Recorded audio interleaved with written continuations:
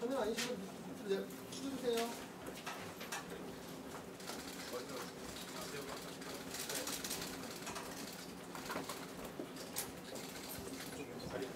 자리 앉으시죠. 자리 앉으시죠.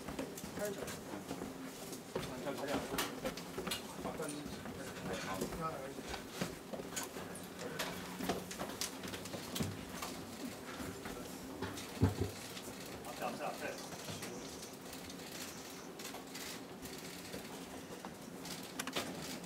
Good morning, and thanks so much for coming. I'm very happy to be in Korea once again.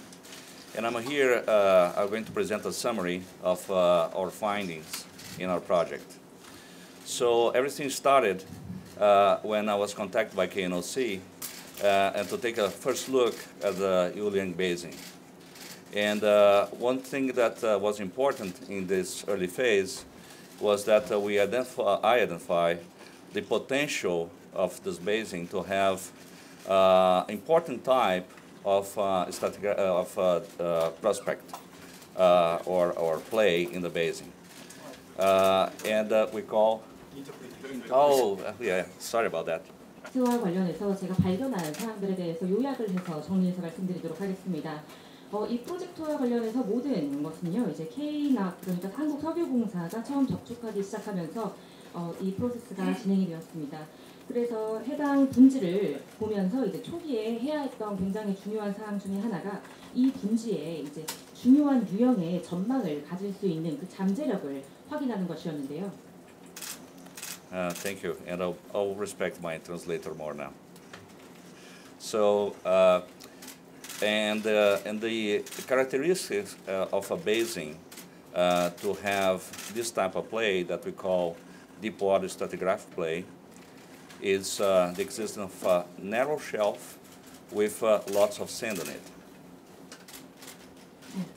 그래서 이러한 분지에 이제 석유와 가스가 실존하기 위해서 가져야 하는 중요한 특징 중에 하나는요, 이제 굉장히 좁은 그 대륙동 내에 많은 이제 모래와 샌드가 들어 있어야 합니다. And the sands is what we call reservoirs. Is one of the main petroleum systems element. The other observation was the slope of the basin was very steep, and with presence of erosional canyons of a very large size filled with mud. 네, 그래서 지금 말씀드린 이 모래로 가득 차야 한다고 말씀을 드렸는데요. 이 모래로 가득 찬다, 이 모래라는 것은 우리가 또 저류층이라고도 부릅니다. 그래서 이 저류층이 존재하느냐 마느냐가 이 가스와 석유가 실존하는 데에 굉장히 중요한 역할을 가지는 특징이기 때문에 이 저류층이 굉장히 중요한 특징이라고 볼 수가 있고요. 또 한 가지는 이 대륙 사면이 진흙으로 가득 차 있어야 한다는 점입니다. And mud is another important petroleum system element that we call seal. So the sands form the porosity where the oil will accumulate, but you need to have a seal rock so the oil will stop there. And those two elements were clearly present in the basin. That before the starting of the analysis. 네, 그래서 이 진흙이라는 것도 굉장히 이제 중요한 요소입니다. 그래서 이 진흙은 이제 덮개암이라고도 불리게 되는데요. 그래서 아까 말씀드린 그 모래의 이제 공급 사이에 석유가 존재를 하게 되고, 그리고 이 진흙, 그러니까 덮개암이 이 쌓여져 있는 그 가두어져 있는 그 석유를 가둬주는 역할을 하게 됩니다. 그러니까 모래에 석유가 쌓이게 되고 이 덮개암, 그러니까 진흙이 이러한 석유를 어디로 이동하지 못하게 가두어주는 역할을 한다는 것입니다. 그래서 제가 이 분지를 살펴보니까 이 두 가지 요소, 즉 덮개암과 그 다음에 저류층이 존재한다는 사실을 제가 발견해냈습니다. So we proposed our bid, and we were the bid winners. So then we start the project, and at that point, and then we realized that the basin was very rich in data, several wells, 2D seismic lines, 3D volumes, in some of these volumes, some of the seismic, with very good quality. The Uliang Basin is a frontier basin. 네, 그래서 이제 이러한 분석 결과에 기반을 해서 저희가 한국석유공사가 진행하고 있는 입찰에 참여를 해서 낙찰을 받게 됐고요. 그때부터 이제 이 프로세스가 시작이 되게 되었습니다. 그리고 제가 이제 이 프로젝트에 참여를 하게 되면서 느끼게 된 것이 이 분지와 관련된 데이터가 굉장히 많다는 것이었습니다. 그래서 이미 그 시추가 되어 있는 시추공 유정이 3개가 존재를 했고 이 3개의 시추공에 대한 데이터가 존재를 하고 있었으며 그리고 탄성파 시험과 관련된 데이터도 이미 존재를 하는 상황이었습니다.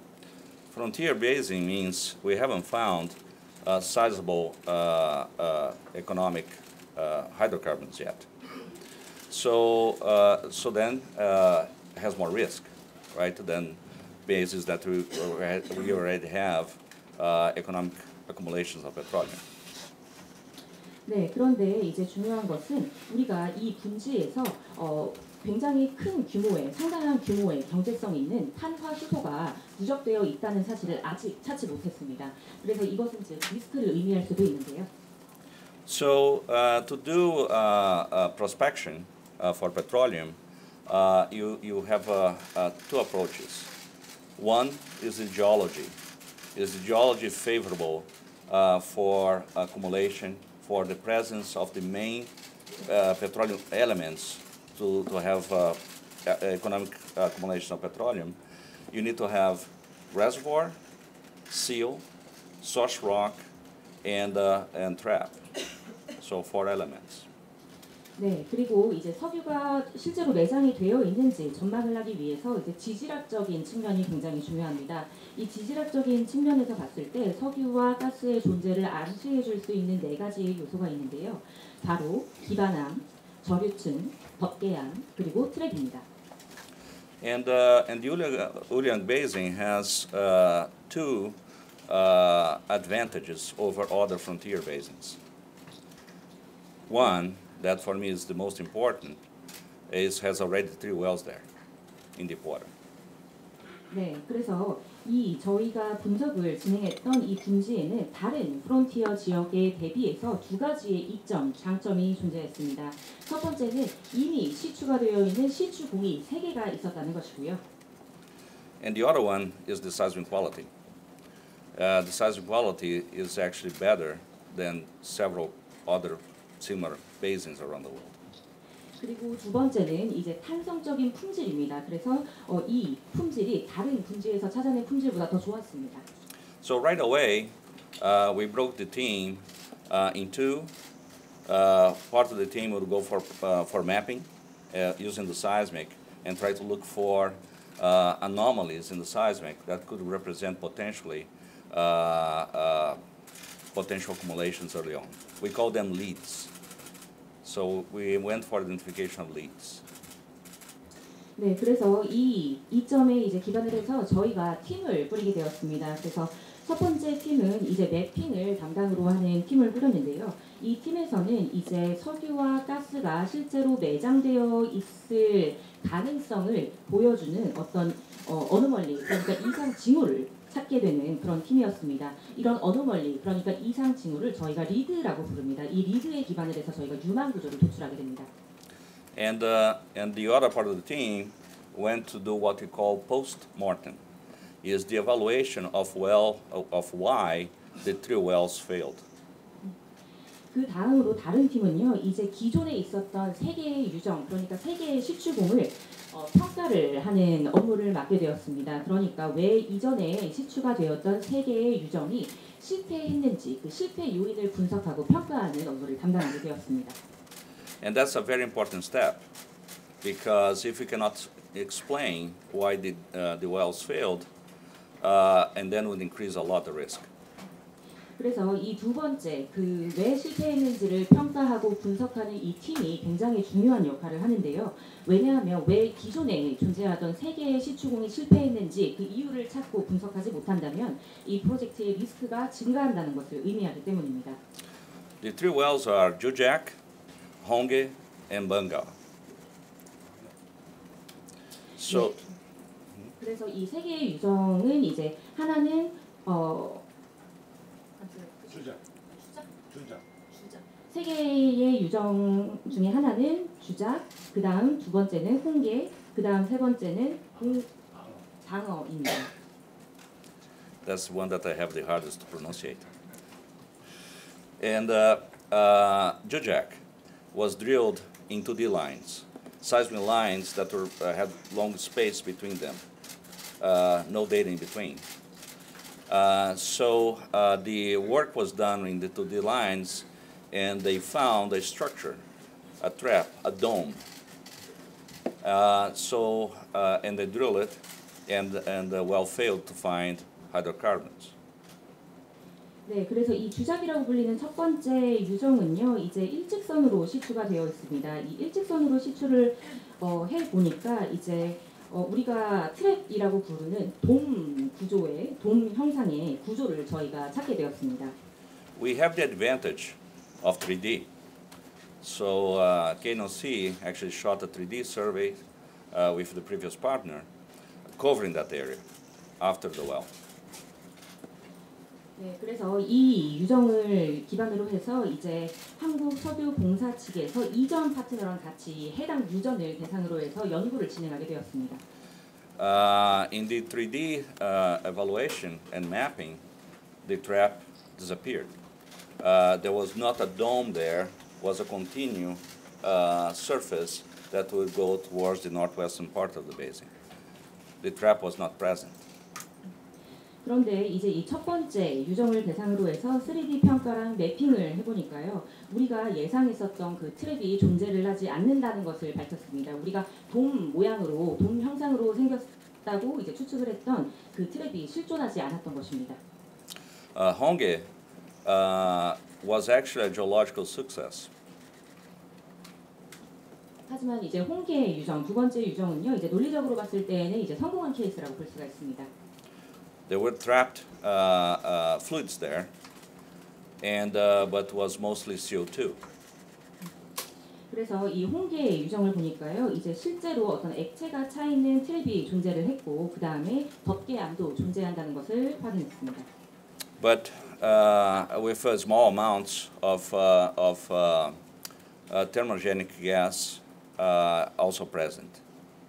네, 아까 그 덮개암이라고 말씀을 드렸는데 덮개암이 아니라 이제 그 액체로 가득 차 있는 트랩이랑 그 다음에 CO2가 존재한다는 것을 발견을 했고요. Bengal failed because of a surprising problem: the existence of overpressure, extreme overpressure, in the at the well location.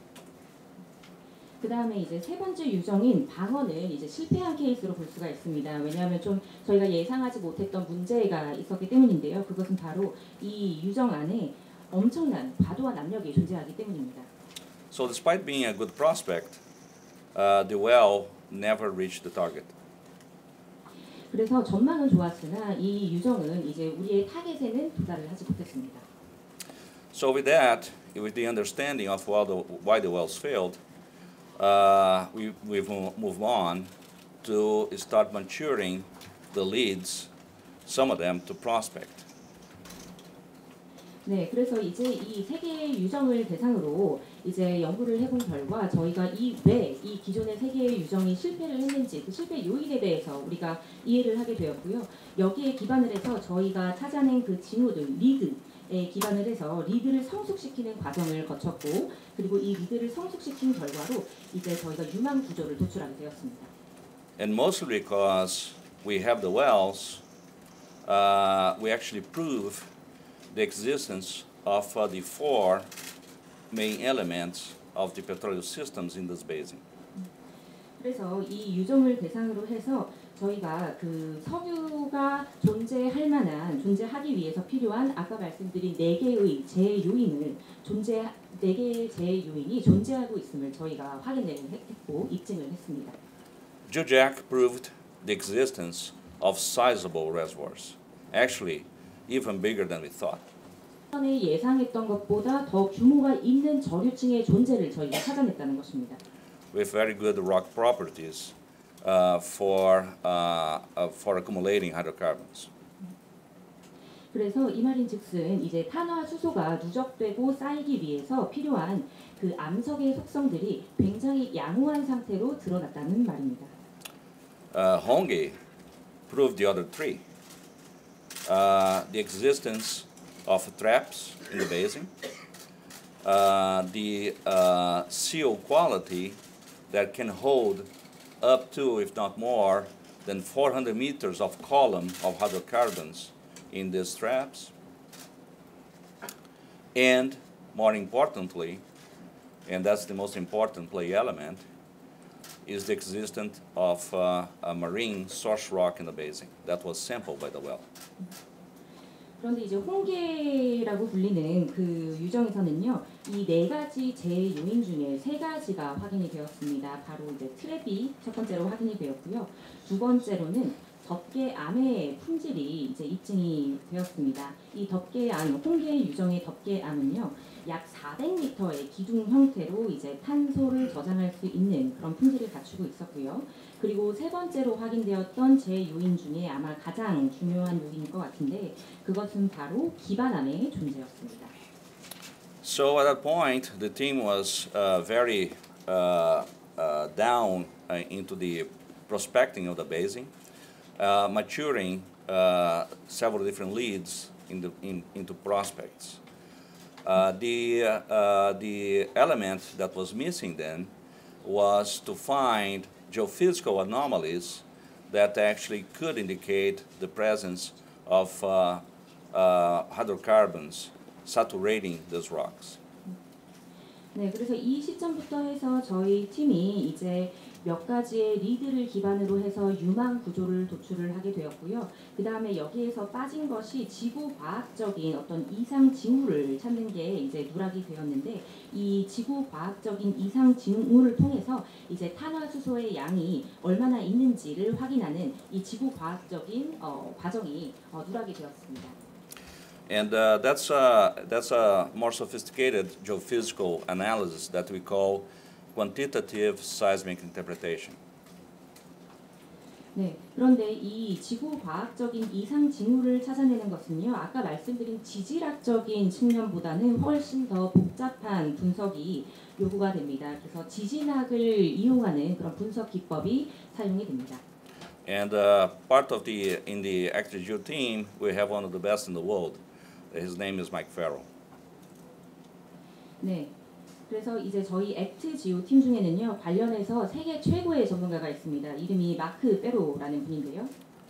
So the 7 prospects that we matured to drilling status have what we call AVO anomalies that could be related to hydrocarbon saturation in these prospects.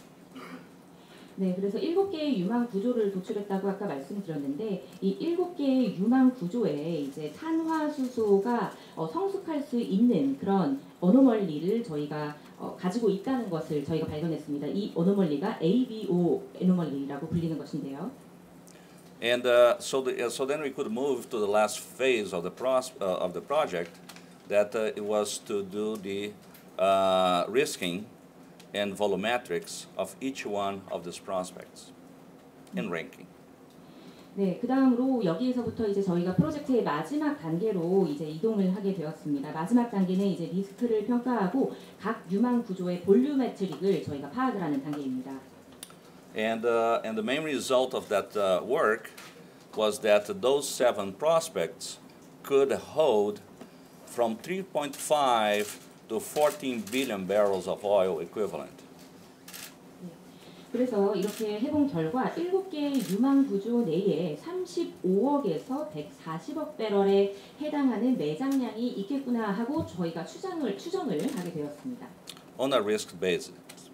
So the final step was basically to, based on that analysis, to rank these different prospects and select the top ones because they show better geological and geophysical evidence for the presence of possible accumulations. 네, 그래서 마지막 단계를 함은 이제 저희가 지금까지 진행했던 분석에 기반을 해서 저희가 찾아낸 도출한 7개 유망 구조의 순위를 매기고 그리고 지질학적인 관점에서 그리고 지구 과학적인 관점에서 가장 상위에 있는 유망 구조를 선택하는 것입니다. And the only way to test that now is for drilling. The prospects are ready to drill. They show all the elements. There's still risk, but it's unsolvable risk at this point.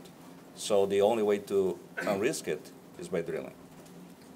네, 그래서 실제로 저희가 입증을 할 수 있는 방법은 이제 식추하는 것밖에는 남아있지가 않습니다. 저희가 도출해낸 이 유망 구조에 이제 그 어떤 석유와 가스의 존재를 잠재적인 존재를 나타낼 수 있는 요소가 있다는 것을 저희가 판별을 했지만 이제 식추를 하지 않으면 그 리스크를 전부 다 없애는 것이 불가능하기 때문에 지금 남아있는 마지막 방법은 식추입니다.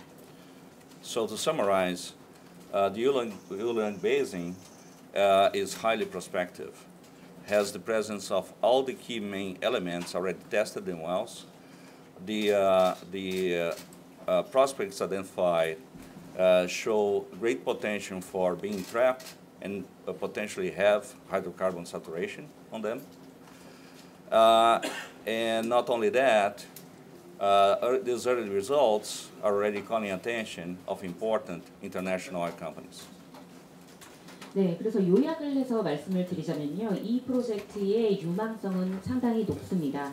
왜냐하면 저희가 분석해본 모든 유정에 이제 석유와 가스의 존재를 암시해주는 모든 제 요소가 갖추어져 있기 때문입니다.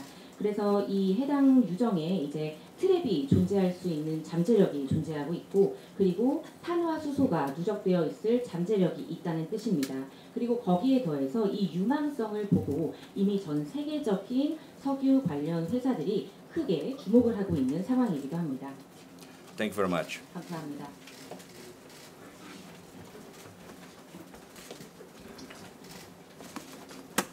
The answer for the question is yes. The prospect is ready to drill. 20% is very good in a frontier basin. For comparison, the largest discovery in the world in the last 20 years or 25 years is the Liza prospect in Guyana. I participated in that well, to drill that well, when I was working for ExxonMobil. The GECOS of Liza pre-drill was 16%. Just a quick summary, Liza found 4 billion barrels of recoverable oil. 네, 그래서 성공률 20%와 관련해서 이제 답변을 드리자면요. 네, 성공률은 20%입니다. 그리고 이 20%라는 추정의 성공률은 굉장히 양호하고 높은 수준의 가능성을 의미하는 수치인데요. 이제 좀 비교를 해서 설명을 드리자면 지난 20년에서 25년간 이제 발견된 유정 중에 가장 큰 그 매장량이 이제 가이아나에 있는 리자에서 이제 발견이 되었는데요. 이 리자 프로젝트와 관련해서도 지금 박사님께서 엑손모빌에 재직하실 당시에 식추하는 과정까지 참여를 하셨습니다. 그런데 당시에 이 리자는요, 이제 성공 가능성이 16%였습니다. 그런데 이 리자에서는요, 회수 가능한 석유의 양이 약 40억 배럴이나 해당하는 회수 가능한 석유의 매장량이 발견되었습니다. And Liza is the same type of trap. It's also a deepwater stratigraphic trap, and shows strong similarities to some of our prospects. 그런데 이 리자는요, 이제 저희가 분석한 그 분지와 동일한 유형의 트랩을 가지고 있었고, 그리고 동일한 유형의 재 요인들을 갖추고 있었습니다. 비슷한 유형의 재 요인들을 갖추고 있었습니다. 안녕하세요. 지질자문연구원의 이현석입니다. 그 아보르 박사님이 말씀하신 것처럼 동해 울릉 분지에서는 그 석유 시스템을 구성하는 여러 가지 지질학적 요인들에 대해서 이미 기존의 시추공을 통해서 불확실성이 상당히 해소된 상태입니다. 지난 11월하고 4월에 각각 아보르 박사님, 액트지오가 했던 최종 발표에 개인적인 자격으로 참여해서 관련되는 어떤 그 과학적 근거에 대해서 검토한 결과 상당히 과학적인 그 근거를 가지고 그 결과가 도출되었던 것으로 확인하였습니다. 다음 질의로 넘어가겠습니다. 가이아나 등 타국 사례와 탐사 성공률을 비교해 달라는 질의입니다. 미스터 아브레우 고문 답변 주시기 바랍니다. The similarities actually are quite good actually, and they don't stop only in the prospect themselves, comparing Lisa with some of our prospects, but also the resources. Guyana so far accumulated 12 billion barrels of oil, so it is within the ranges of our own analysis for the Julian Basin. So the geological settings are different. The trap is the same. And one of our prospects has the same volume as Lisa. 네, 그래서 비교를 해서 이제 가이아나의 케이스와 비교를 해서 설명을 드리자면요. 이 리자의 케이스에서는요, 이제 유망 구조를 도출하는 데에서 이제 멈추지 않았습니다. 이제 오늘날까지 살펴봤을 때 가이아나에는 약 120억 배럴의 석유가 매장되어 있는 것으로 이제 누적되어 있는 것으로 판명이 났는데요. 이제 가이아나 케이스와 우리나라 동해의 케이스를 보면 지질학적인 세팅은 다르지만 이제 트랩 자체는 동일한 유형의 트랩이 발견되었습니다. 그렇기 때문에 그리고 또 이제 일부 유망 구조에서 동일한 볼륨, 동일한 양의 이제 석유 매장량이 확인되기도 하였습니다. 팀의 유망성을 높게 평가한 근거는 무엇입니까? 미스터 아브레우 고문 답변 주시기 바랍니다.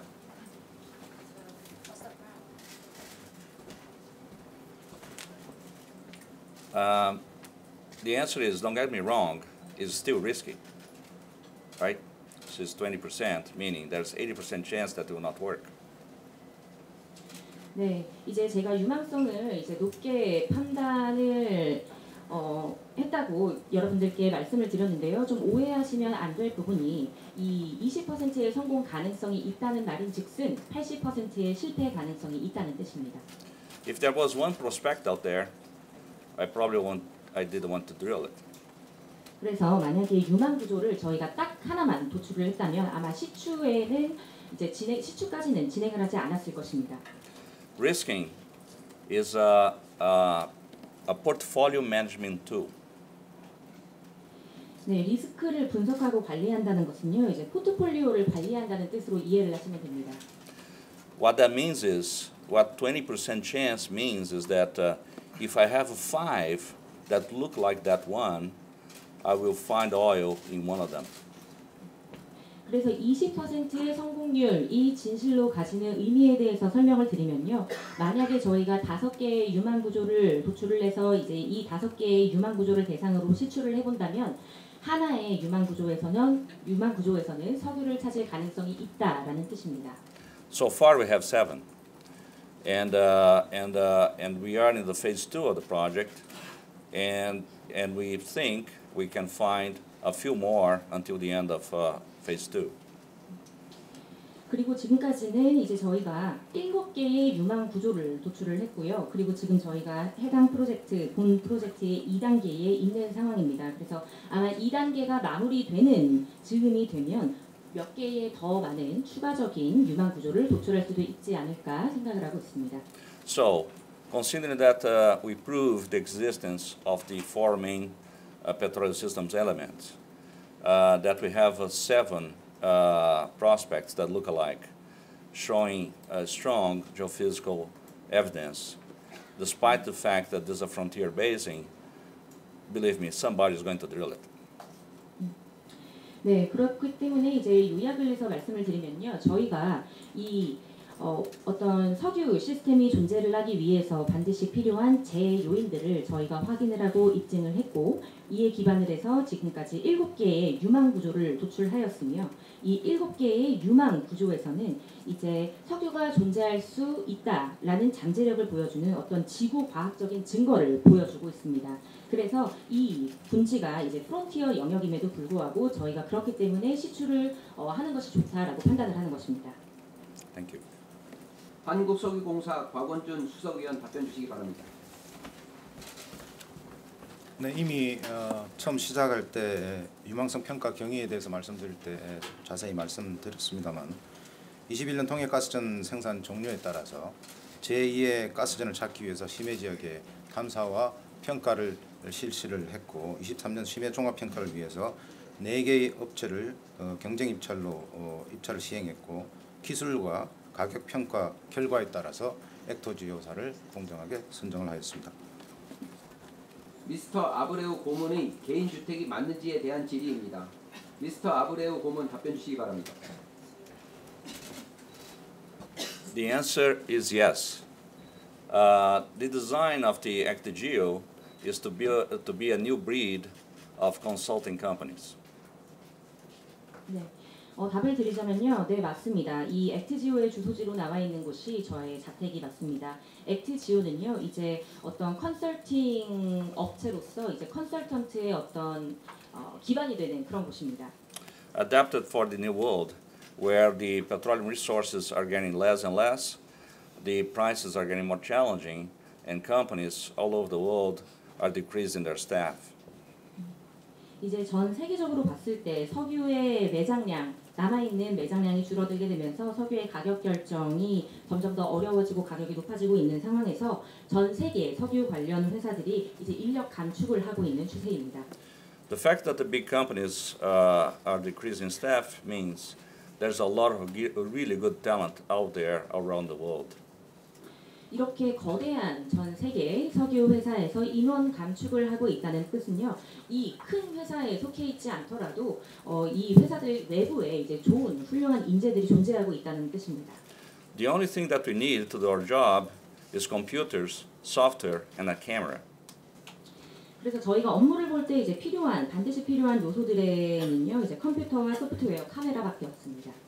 So my team is spread around the world. 그렇기 때문에 이제 제 팀은 전 세계 각지에 흩어져서 업무를 보고 있습니다.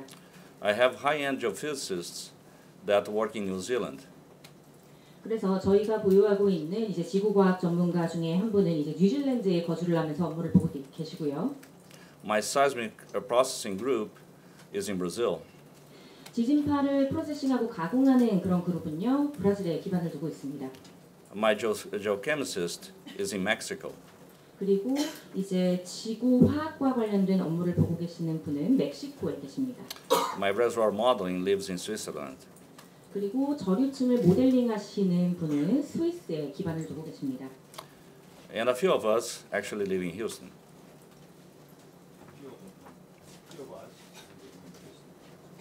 그리고 이제 휴스턴에 실제로 기반을 두고 있는 직원들은요. 굉장히 소수밖에 되지 않습니다. So my joke is Actigeo does not sleep. 그렇기 때문에 이제 액트지오사에서는요. 이제 해가 지지 않는다고 이야기를 합니다. 전 세계의 시차가 다 다르니까요. So because of the time changes between these different countries, there's always somebody from Actigeo working the problem. 시차가 전 세계마다 다 다르기 때문에 어느 순간에서라도 이제 액트지오 직원 중에 한 명은 업무를 보고 있는 상황입니다. What make us also more efficient. 하지만 이를 통해서 저희의 업무 효율성이 더 높은 것이 사실입니다. And the last information is that we recently opened a branch of Actigeo in the United Kingdom, in London. 네, 그리고 마지막으로 여러분들께 드리고자 하는 정보는요. 저희가 최근에 영국 런던에 이제 지사를 저희가 열었습니다. That's been led by our new director, René Young. 네, 그래서 이 해당 영국 런던에 있는 지사는요. 르네 박사님, 그러니까 르네라는 이름을 가진 디렉터 분이 지금 이끌고 있습니다. Which address is also his house. Could you repeat? I didn't hear. The address of the company in the UK is also René's house. 오케이. 그래서 이 런던에 있는 지사의 주소지도요. 역시 이제 주택으로 등록이 되어 있습니다. Thank you. 감사합니다. 다음은 업스트림 분야에서 소규모 컨설팅 업체가 대규모 프로젝트를 분석하는 것이 일반적인 일인가요? 미스터 아브레우 고문 답변 주시기 바랍니다. The answer is yes. Is industry standard practice. 네, 답변을 드리자면요. 예, 흔한 일입니다. 이렇게 작은 소규모 업체가 대규모의 주요 프로젝트의 분석을 담당하는 것이요. 인더스트리의 스탠다드라고 보시면 됩니다. You need to understand the business. We don't drill wells, we don't shoot seismic lines, we just interpret data. 이것을 이해하시려면요, 저희 업계의 비즈니스 생태계에 대해서 좀 이해를 하셔야 될 것 같습니다. 저희 같은 소규모 컨설팅 리서치 회사는요, 이제 실제로 시추를 담당하는 회사가 아니고요, 어떤 데이터를 해석하고 분석하는 역할을 맡는 회사입니다. In the case of companies, every company, they have between 3 to 5 people to interpret the data. 그래서 거의 모든 관련 기업들은 이제 데이터 해석을 위한 인력을 3명에서 5명 정도 갖추고 있습니다. At one point last year, we have 15 people working the project. 작년 특정 시점에는요, 저희가 이제 일을 하고 있는 업무의 그 인력의 규모가 15명까지 늘어났던 적도 있습니다. Right now, we are 14. 지금은 14명의 직원들을 두고 있습니다. Lisa, going back to Guyana, at the time that was being prepared as a prospect, had one geophysicist working. 그리고 가이아나의 리자 케이스와 관련해서 다시 설명을 드리면요, 이 당시에 이제 지구 과학적인 업무를 유망 구조를 도출하기 위해서 그 지구 과학적인 업무를 담당했던 담당자는 딱 한 명이었습니다. And I was working for him for mentoring and to help. 그래서 제가 이 한 명의 지구 과학 전문가와 같이 협력을 하면서 도움도 주고 멘토링도 지원을 했었습니다. Thank you. 감사합니다. 예, 저 동아일보의 조은영 기자라고 합니다. 첫 번째 그 시추공 3개에서 지금 이미 뚫어봤다고 얘기하셨는데 각각 언제 뚫었는지가 일단 궁금하고요. 그리고 마지막 부분에 이제 세계 석유 관련 회사들이 좀 주목하고 있다고 했는데 현재 뭐 실제 협상 중인 곳에 좀 얘기를 해주실 수 있는지 궁금하고, 그리고 최근 보도 보면 우드사이드는 이제 2022년에 철수를 했는데 그 석유공사가 자체 탐사한 자료가 추가로 있어서 그걸 바탕으로 새로운 결론이 나왔다고 했는데 그 새로운 자료란 건 뭐고 왜 다른 결론이 나온지가 궁금하고, 마지막으로는 이 유망구조가 이제 수심이 좀 깊은 곳에 있다 보니까 비용이 상당할 것으로 예상하는데 최소 어느 정도의 매장량이 좀 확보돼야 하는지, 어느 정도의 매장량이 확보돼야만 상업성이 있겠는지 이렇게 여쭤보겠습니다. 제가 답변을 드리는 게 낫겠습니다. 심해 지역에 시추한 세공은 2012년 주작공, 2015년 홍계, 2021년 방어공을 이야기합니다. 주작과 홍계는 우드사이드와 석유공사가 공동으로 시추를 하였고 21년 방어는 석유공사가 단독으로 시추를 한 시추공입니다. 현재 협상을 하고 있는 석유 회사가 있느냐고 했는데 거기에 대해서는 말씀드리기 어렵습니다. 그리고 우드사이드가 나가고 나서 자체 탐사한 결과를 추가를 해서 해석을 해서 다른 결론을 냈는데 그게 어떤 것이냐고 말씀하셨습니다. 잠깐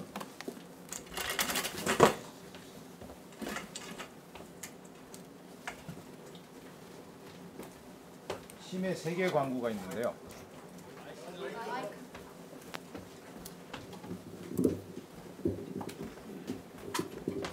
우리 동해 심해에는 3개의 광구가 있습니다. 제일 위에 8광구, 중간에 6-1 광구 북부, 제일 밑에 6-1 광구 중동부 3개의 광구로 나눠져 있습니다. 위에 있는 8광구하고 6-1 광구 북부가 우드사이드와 석유공사가 공동으로 탐사를 했던 지역입니다. 제일 밑에 있는 6-1 광구 중동부는 석유공사가 100% 지분으로 탐사를 진행하던 곳입니다.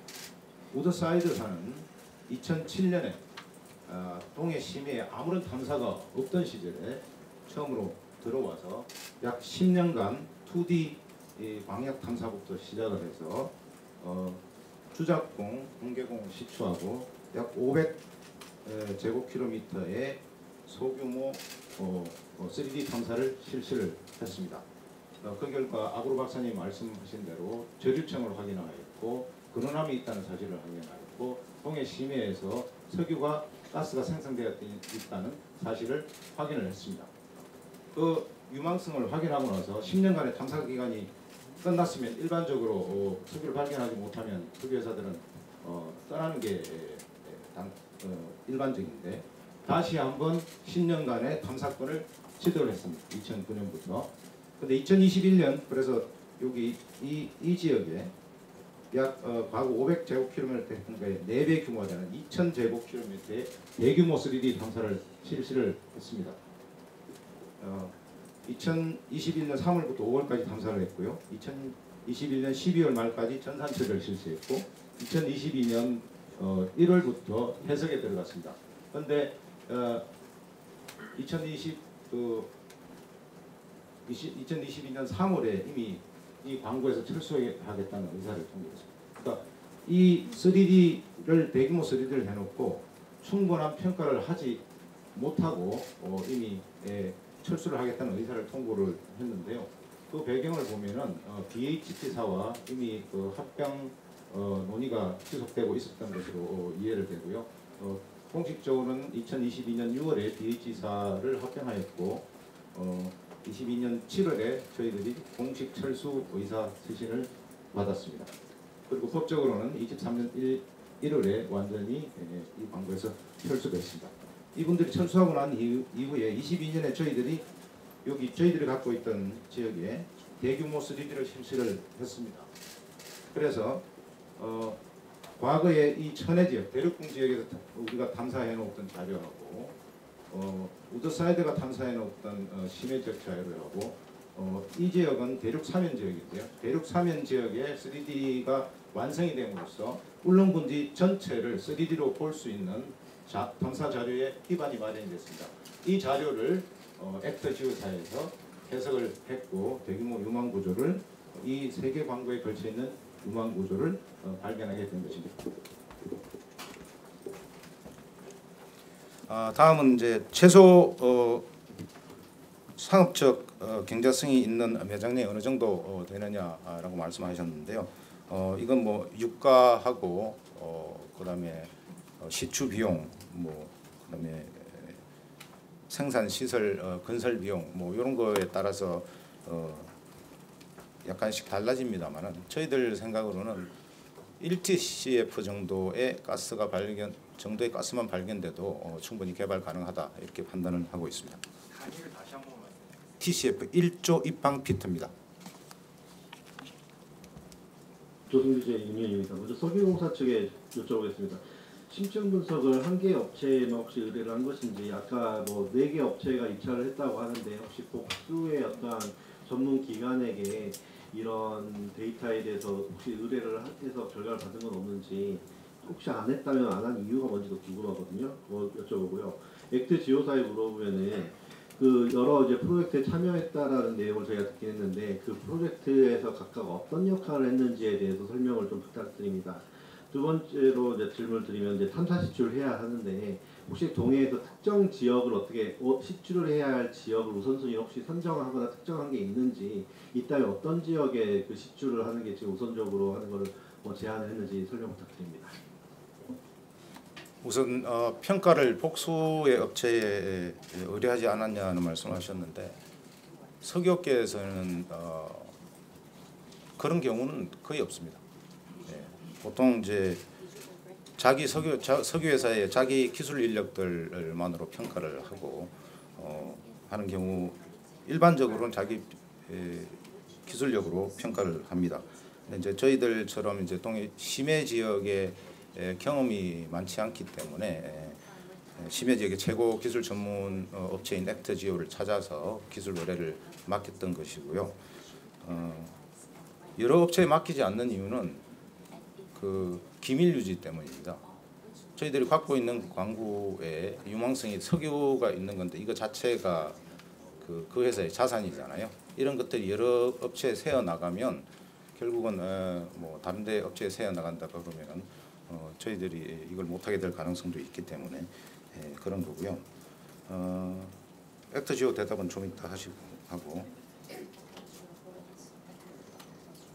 탐사 시추를 해야 되는데 우선 순위가 정해진 유망 구조가 있느냐 그것도 지금 현재로서는 말씀드리기가 어렵습니다. 저희들로서는 정해놓은 데가 있기는 하지만 언론에 발표할 사항은 아니라고 생각합니다. Yeah, I think the question was what was the roles or were the roles of my company in other different projects. Is that correct? Yeah. We have a full range of projects. We won bids in different other countries, like in Pakistan, Myanmar, Kazakhstan. The focus of the company, we consider ourselves a niche company, specialized in deep water systems.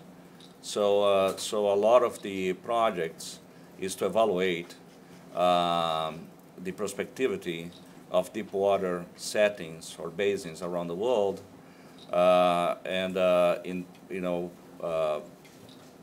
for different companies. So one example is that we did a 2 months evaluation of offshore Uruguay last year. So that's a short-term project. On the other hand, we spent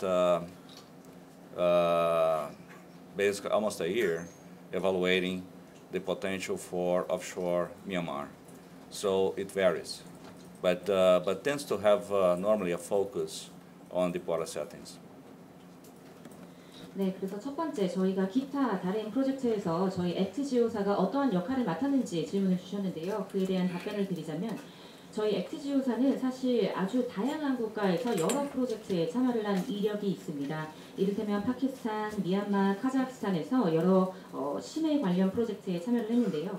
사실 저희는 액트지오사가 이 심해 시스템에 중점을 두고 있는 그 틈새 시장 니치 회사라고 생각을 합니다. 그렇기 때문에 이제 여러 기업들을 위해서 다양한 분지에서 그 심해 세팅을 분석을 하고 평가를 하고 그리고 유망 구조를 도출하는 점이 저희의 역할이자 의무라고 생각을 하고 있고요. 그래서 예시를 들어서 조금 설명을 드리자면 저희가 이제 심해 관련 부분에서 작년도에는 약 2개월가량 심해 시스템을 평가했던 적도 있고 그리고 미얀마의 심해 그 해안 영역에서는 약 1년가량 시간을 투자를 해서 평가를 했던 적도 있습니다. And actually, just before ActiGeo engaging and working with KNOC, we actually have an even larger project in Brazil, working for a local oil company. The name is 3R, letter R, 3R, and that project we were working with them for about a year and a half, and we were responsible. That was development. That was not exploration. But of deep water oil fields along 3 different offshore basins in Brazil, working 5 different oil fields. So we built the petroleum system modeling for them, so they can actually actually plan the development of those fields. 그리고 또 한 가지 사례를 들어서 설명을 드리자면요. 저희가 한국석유공사랑 본 프로젝트와 관련한 프로세스를 진행하기 전에 저희가 브라질에 있는 3R이라는 기업과 더 큰 규모의 프로젝트를 진행한 적도 있습니다. 이 프로젝트는 이제 사실 탐사 프로젝트는 아니었고요. 개발 프로젝트였는데 이 3R이라는 기업과 1년 반 정도 해당 프로젝트를 위해서 같이 일을 했는데요. 이제 심해의 이 석유 시스템과 관련된 작업을 저희가 진행을 했습니다. 그래서 이 브라질의 3개의 분지에 이제 5개의 유전이 있었는데 저희가 이 3R 회사가 개발을 하는데 이제 도움을 주기 위해서 석유 시스템을 모델링하는 작업을 저희 액트지오사가 담당을 한 바 있습니다. And for that we opened an office in Brazil, and at that point to have 18 people working for the company. 네, 그래서 이 프로젝트를 위해서요, 저희가 브라질의 오피스 지사도 열었습니다. 그래서 18명의 직원들이 해당 프로젝트에 종사를 했습니다. We had another project that was with the Argentinian oil company, YPF. 네, 그리고 이제 아르헨티나의 국영 석유 회사인 YPF와도 저희가 프로젝트를 함께 진행한 바 있습니다. To evaluate the entire Paleozoic of Bolivia.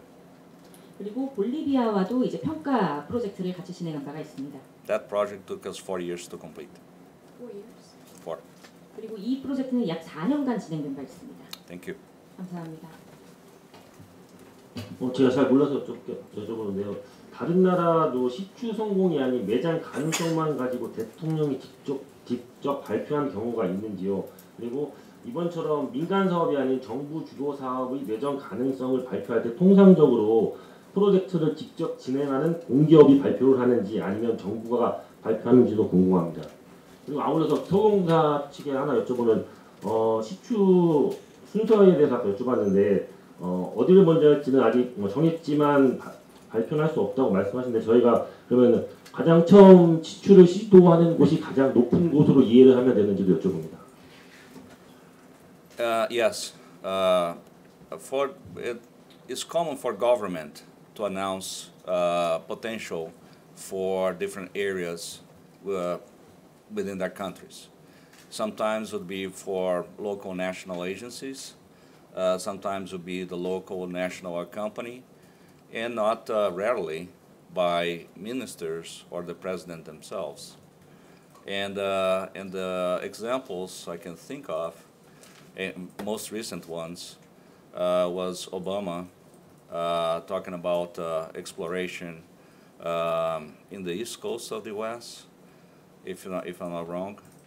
Donald Trump also was involved in trying to open up more the Arctic for exploration.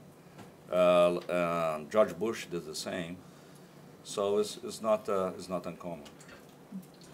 답변을 드리자면요, 네, 흔한 그렇게 이례적인 일은 아닙니다. 사실 정부가 특정 지역에서 석유나 가스가 매장되어 있을 잠재력을 발견을 하게 되면 정부가 발표하게 되는 경우가 많습니다.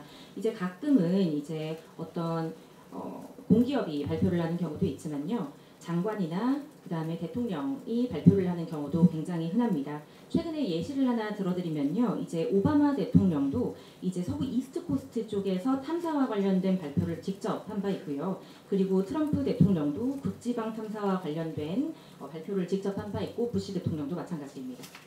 And I can provide more detail if requested. Thank you. 네, 관련돼서 더 세부적인 내용 물어봐 주시면 답변 드리도록 하겠습니다. 감사합니다. 네, 에너지정책실장입니다. 우리나라는 1년에 가스를 한 400억 불 넘게 수입을 하고 있고요. 석유는 862억 불 정도 수입을 하고 있기 때문에 두 개 석유 가스만 수입하는데 거의 1,400억 불을 수입하는 나라입니다. 우리 전체 수출의 뭐 25%에 가량 해당하는 부분들 다 석유 가스를 수입하는 거의 100% 가까이 수입하는 나라입니다. 아마 국내에 이런 에너지 자원이 석유나 가스 같은 에너지 자원이 국내에 있다고 한다면 상당한 수입 대체 효과가 있고요. 앞으로 우리 국가 경제에 상당히 중대한 영향을 미칠 수 있다. 저희는 그렇게 판단을 하고 있고요.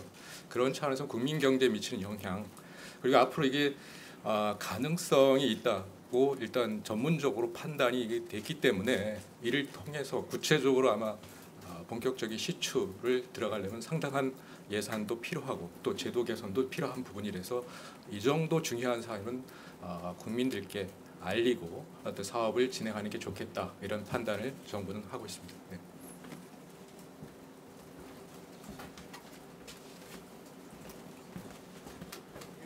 두 번째 질문에 답변 드리겠습니다. 시추 순서가 정해져 있는데 제일 처음 시추하는 것이 가장 탐사 성공률이 높은 것인가라는 말씀을 드렸는데, 탐사 성공률도 고려를 합니다만은 매장량의 크기, 그리고 그 중에서 가장 키 리스크 이런 것들도 고려를 해서 종합적으로 판단하기 때문에 제일 처음 시추하는 것이 가장 탐사 성공률이 높은 유망구제 시추하는 것은 아니라는 말씀을 드리고요.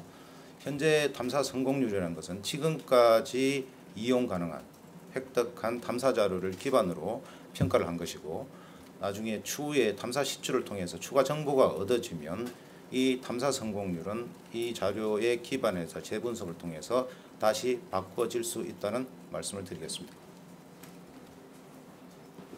머니투데이 방송 유지혁인데요.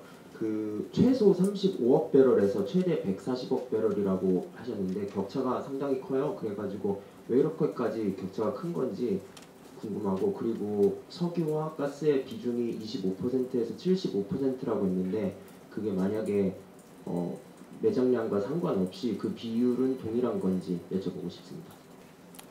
Yeah, so for the first question is the gap between 3.5 to 14 billion in our estimates. That we call uncertainty.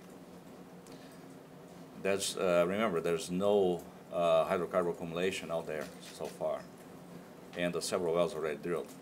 So it's very uncertain.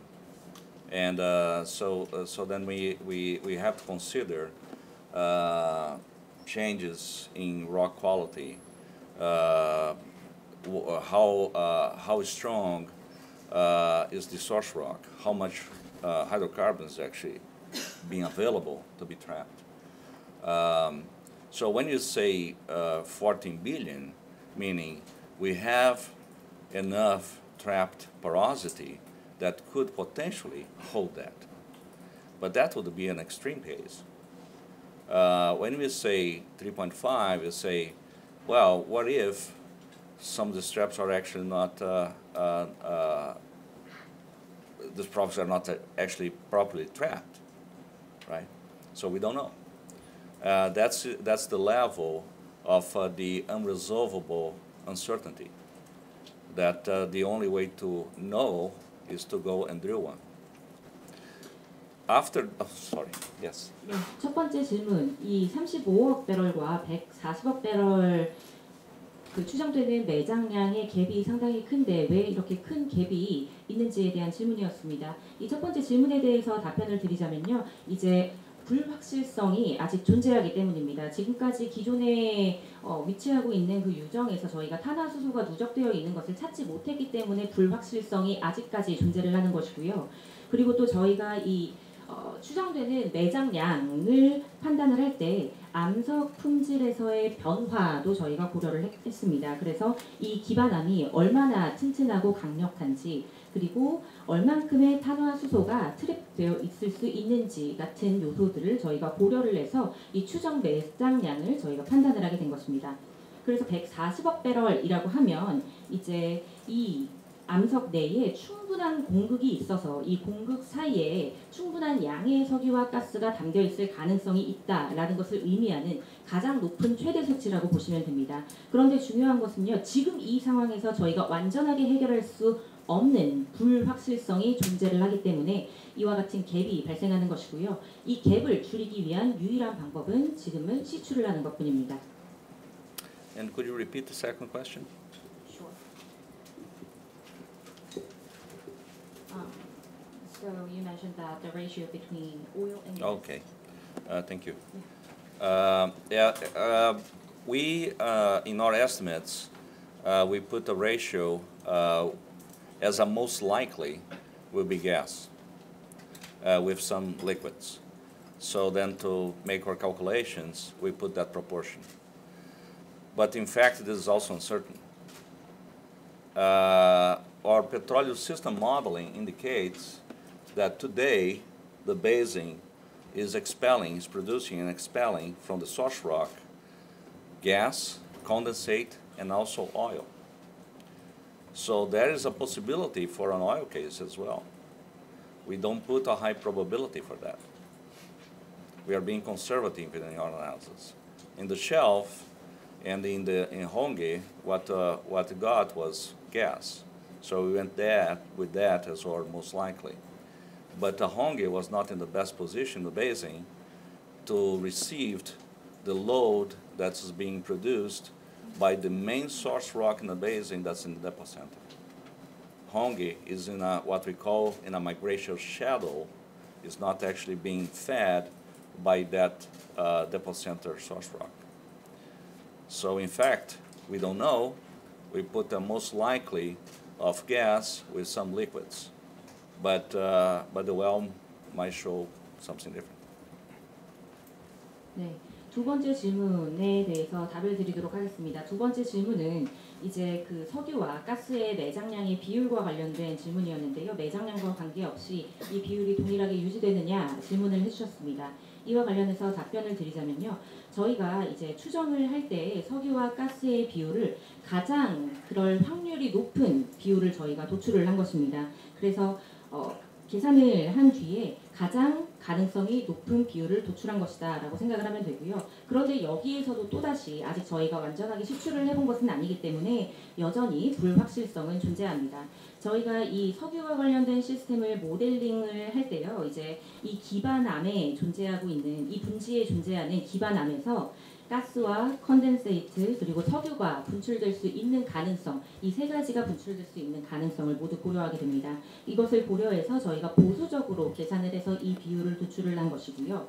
그리고 홍게 광고와 그 유전과 관련해서는 사실 이 홍게가 그 분지에서 그 메인 기반암과 관련해서 좋은 위치에 이 유정이 위치를 하고 있지는 않습니다.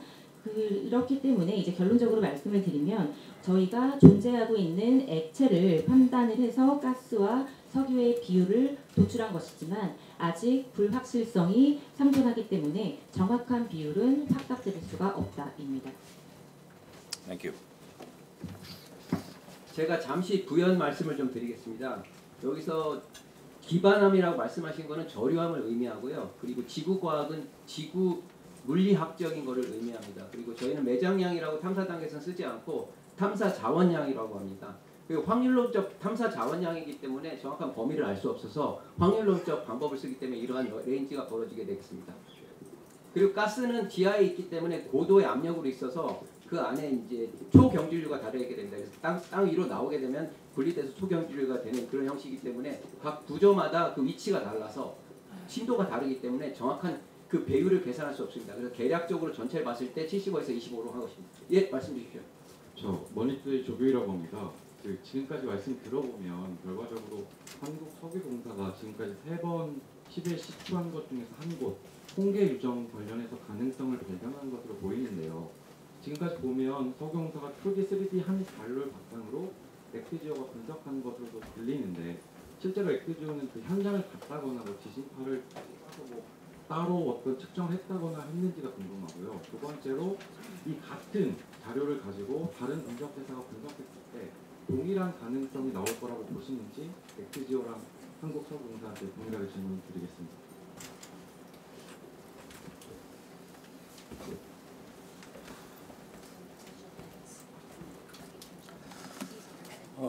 액트지오사가 물리 탐사를나 시출할 때 현장에 갔었냐는 말씀을 드리는데요. 여기서 이제 그 좀 약간의 오해가 있으신 것 같습니다.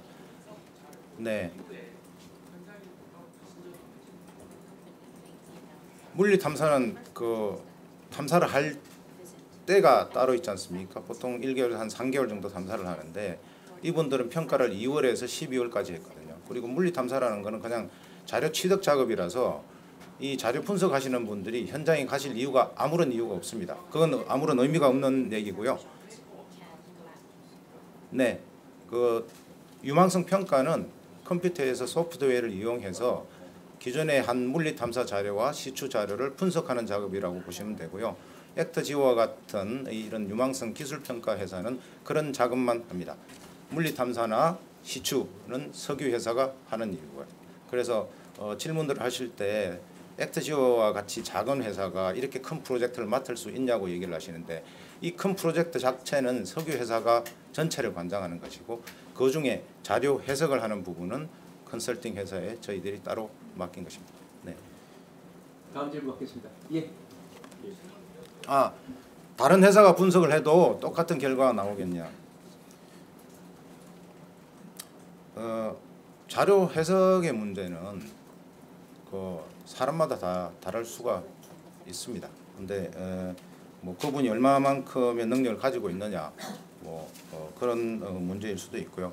근데 같은 자료를 놓고 같이 디스커션을 한다면 유사한 결론을 낼 거라고 저희들은 판단합니다. 네. 에너지 경제신문 수억 배럴이 그냥 매장량이든 탐사 자원량이든 그러면 최대로 상업 생산이 가능한 물량은 얼마로 예상하고 계신지 궁금합니다. 그리고 그 물량을 향후 어떻게 활용하실 계획인지도 말씀해 주시면 감사하겠습니다.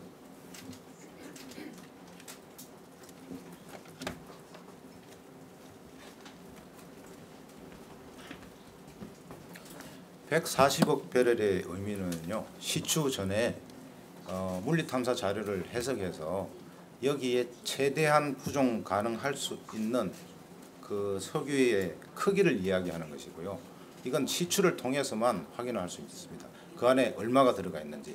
지금 아브로 박사님이 아까부터 계속 그 얘기를 강조하시는데 우리가 근원함이 있고 저류함이 있고 덕계함이 있고 트랩이 있다는 것이 기존 시추를 통해서 다 증명이 됐다고 하셨는데 지금 아직까지 모르는 것은 이 유망 구조 안에 석유가 이동을 했느냐, 이동을 했으면 얼마만큼 차 있느냐, 그걸 아직 모릅니다. 그게 이 프로젝트의 가장 큰 리스크고요. 그게 우리 시추를 통해서 밝혀내야 될 문제입니다. 시추를 통해서 매장량이 밝혀지면 그때 상업적 생산을 얼마를 할 수 있겠느냐 하는 걸 말씀드릴 수 있을 것 같습니다. 예, 한국경제신문 정유입니다. 저희 네 가지 여쭙겠습니다. 첫째로 지금까지는 지난주에 저희가 정부 백브리핑 할 때는 유망구조 가운데 처음 시추할 때는 대왕고래라고 이렇게 알려주셨었거든요. 근데 오늘 지금 말씀을 들어보면 홍계를 계속 말씀하시는 건데 저희가 앞으로 이제 대왕고래가 아니라 홍계 지역이 처음이라고 보면 되는 건지를 여쭙고 싶습니다. 그다음 두 번째는 그 글로벌 석유 관련 회사를 이제 말씀해 주실 수 없다라고 이제 말씀하셨습니다만은 이게 그 부분은 당연합니다만 이 글로벌 석유 관련 회사라는 게 지금 액트지오처럼 이제 업계에서 유명한 건지 아니면 저희가 흔히 말하는 글로벌 정유사가 관심을 가지고 있다라고 봐도 되는 거죠. 마지막으로 세 번째는 저희 기민주 때문에 다른 회사들은 저 입찰을 안 맡겼다 하셨는데 그건 어차피 우리 정부 자산이지 않습니까? 예를 들어서 우리가 베네수엘라 앞바다에 석유가 많이 매장돼 있다는 것처럼 이거는 우리 자산이기 때문에 다른 데다 공개를 해도 문제가 없을 것 같은데 왜 그렇게 하셨는지 여쭙고 싶습니다. 홍계 구조는 이미 시차한 구조입니다. 홍계는 2015년에 이미 시추가 된 구조입니다. 우더사이드와 석유공사에 의해서. 시추한데 다시 시추하지는 않죠. 시추공의 이름이 홍계고요. 그건 이번에 도출된 7개 유망 구조하고 전혀 상관이 없는 이름이고요. 그다음에 글로벌 석유 회사 얘기하시는데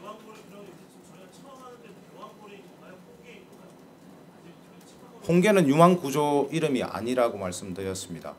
저희들이 이번에 도출한 유망 구조가 7개인데 각각의 이름이 붙어 있지만 홍계는 2015년에 시추한 시추공의 이름입니다.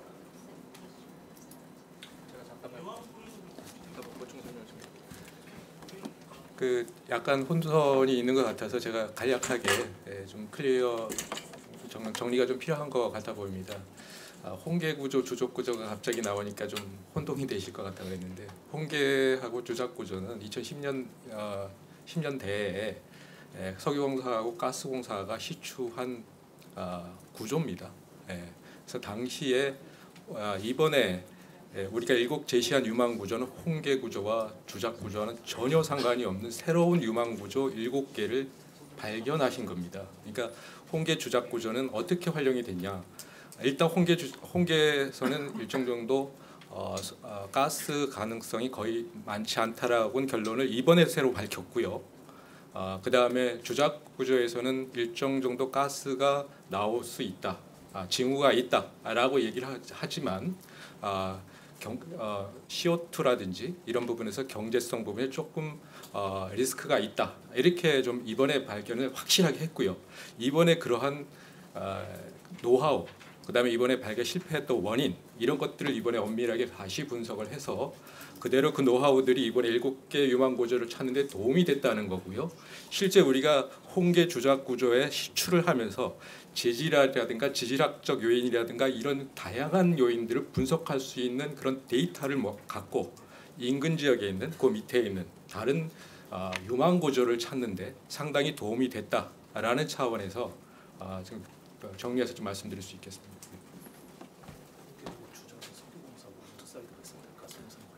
예, 죄송합니다. 제가 그 홍계와 주작 구조는 석유공사와 오두사이드가 했습니다. 네. 그 가스공사는 아니고요. 네. 그다음에 관심을 보이고 있는 회사가 석유 회사냐, 뭐 액트지오와 같은 회사냐 말씀하셨는데 액트지오는 서비스 회사입니다. 기술 평가 서비스 회사고요.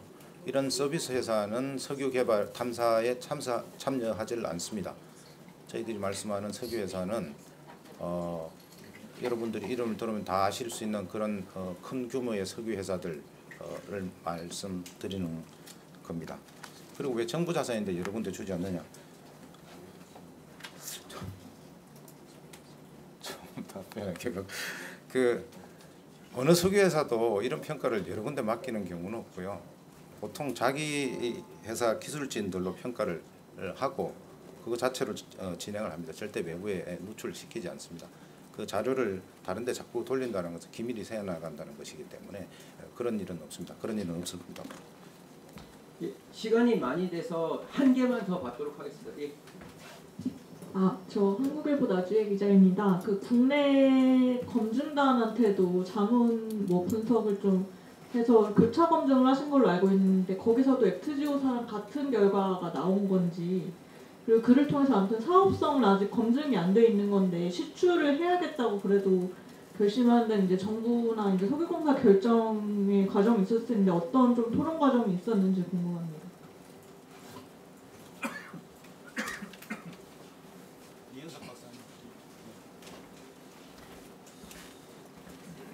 네, 지질자문연구원의 이현석입니다. 그 국내 그 검증단 자문을 주로 했고요. 그다음에 그 액트지오나 석유공사가 갖고 있는 어떤 그 로우 데이터, 그래서 탄성파 자료라든지 물리검증 자료를 저희가 직접 해석을 해서 각각의 어떤 탐사 자원량이 얼마인지를 계산한 게 아니고 액트지오하고 석유공사가 각 도출했던 탐사 자원량이 적절한 과학적 방법론에 따라서 도출되었는지에 대한 그런 그 과학적 방법론에 대한 것들만 자문을 조금 했습니다. 근데 자문단은 저희 지질자원연구원에 속해 있는 몇 분들이 개인적으로 참여하셨고요. 그다음에 역시 국내 대학에 계시는 분들이 일부 참여하셨습니다.